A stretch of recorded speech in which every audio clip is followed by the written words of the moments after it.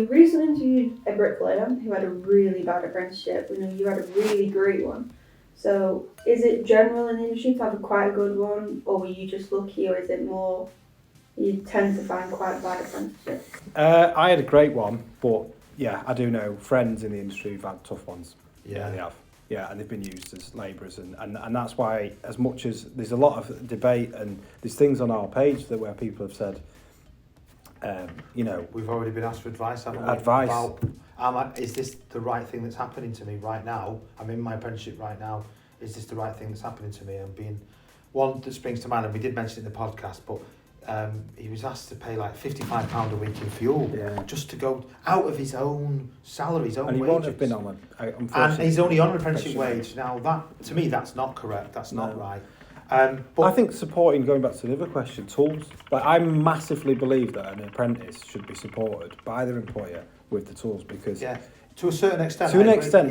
Like maybe like there's some sort of like a bit in the contract, like like 6 months in a year in, like, because you do. So people walk out of jobs. Let's be honest, they do that. But it's all about the employer. The employer, if the employer supports the individual as much as they can and as best as they can. And especially nowadays, companies and construction have moved on, or if they've not, they've got to. It's not all about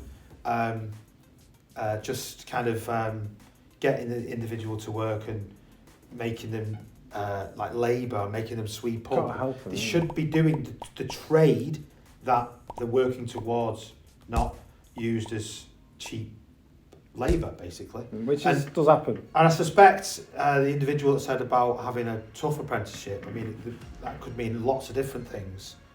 But I suspect one of the things it probably does mean is that he probably wasn't taught repeatedly and correctly how to do a job correctly. And that's horrific, because what you're actually doing there is wasting an individual's time for 2, 3, 4 years, which, imagine if you came out of that with not really knowing half as much as what you should know. It's terrible. It's awful. Well, any other industry, I probably don't know if I can name them, but say nursing. If you were a nurse was in training, and at the end of 6 months a year, they didn't know how to perform specific things within that role. Well, the employers failed them. But it does happen in construction. It does. And it happens, and it's almost laughed at sometimes as if that's part of it. It's absolutely not part of it. It should be the other way.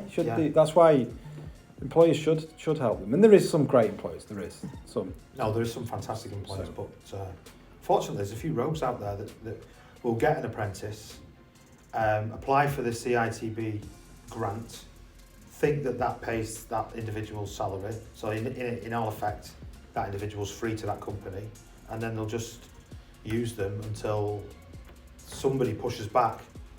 It might be a parent, it might be a relation of the apprentice, it might be the apprentice themselves.